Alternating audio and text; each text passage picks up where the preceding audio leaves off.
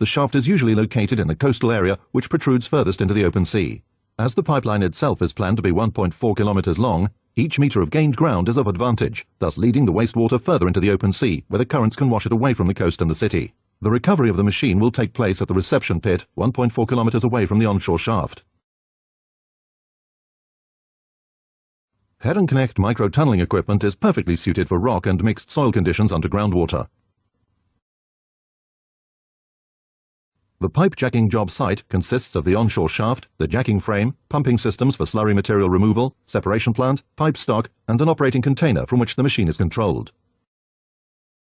This onshore shaft was constructed with sheet piles. It is approximately 8 meters deep with an inclination of 8 degrees.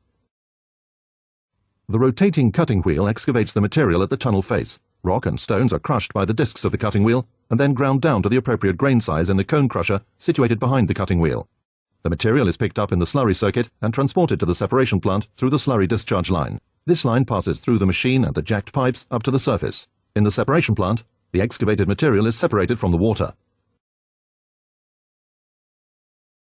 The machine and the pipeline advance continuously with the help of the jacking frame and intermediate jacking stations.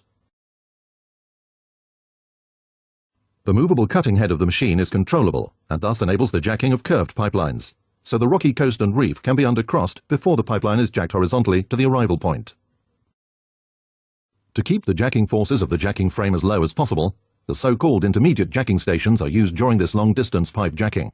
Every intermediate jacking station only jacks a section of the pipeline, so the required jacking forces can be kept at a low level. With this method, it is possible to realize long-distance pipe jacking. The reception pit is located 25 meters below the water surface. A barge is positioned above the arrival point of the machine and is kept in its position by mooring lines and a ship. At the arrival point, a reception pit of approximately 20 meters length is excavated. A crane loads the excavated material onto a ship docked to the barge.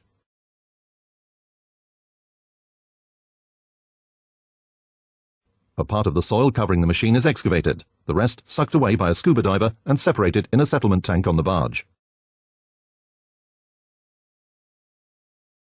The machine is hermetically sealed and kept under overpressure, thus preventing seawater from entering the machine during the recovery. The pipeline is flooded with water from the onshore shaft.